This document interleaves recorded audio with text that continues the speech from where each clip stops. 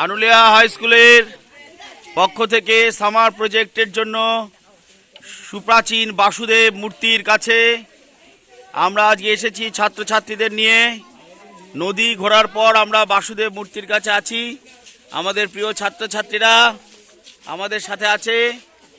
আমাদের প্রিয় ছাত্রছাত্রীরা বাসুদেব মূর্তির কাছে, এটা আনুলিয়া গ্রামের একটা ইতিহাস এবং ঐতিহ্যের অংশ।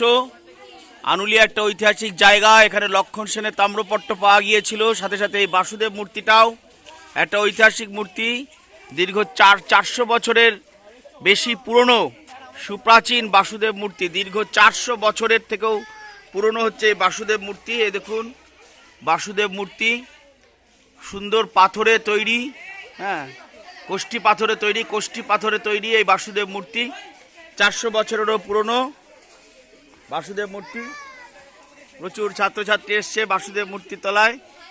এখানে ম্যাডাম আছেন, শম্পা ম্যাডাম, অতনু কুণ্ডু স্যার সহ স্যার ম্যাডামরা, সুব্রত স্যার সহ সকলে আছে। ছাত্রছাত্রী এসছে। সামার প্রজেক্ট, বিরাট বটবৃক্ষের তলায় মন্দির, মানুষের আবেগ। এই মূর্তিকে নিয়ে যাওয়ার জন্য প্রশাসনের পক্ষ থেকে জাদুঘর বা মিউজিয়াম, যেহেতু এটা খুব মূল্যবান মূর্তি, নিয়ে যাওয়ার জন্য অনেক উদ্যোগ গ্রহণ করা হয়। কিন্তু মানুষের আবেগ এবং ভালোবাসা এই মূর্তিটার প্রতি এতটাই আছে। একটা সুন্দর কোষ্ঠী পাথরে নির্মিত এই বাসুদেব মূর্তি, যে গ্রামবাসীরা কিছুতেই প্রশাসনকেও হচ্ছে এই মূর্তি নিয়ে যেতে দেয়নি।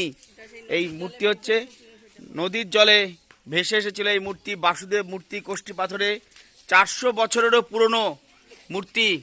এই মূর্তির প্রতি মানুষের আবেগ ভালোবাসা, তারা এই মূর্তিকে এই গ্রামেই তারা মন্দির করে সংরক্ষণ করেছে। বাসুদেব মূর্তি,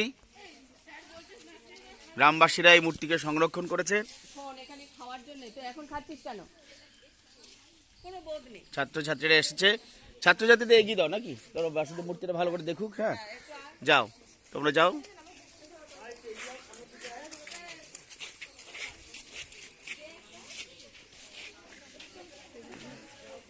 প্রণাম করো।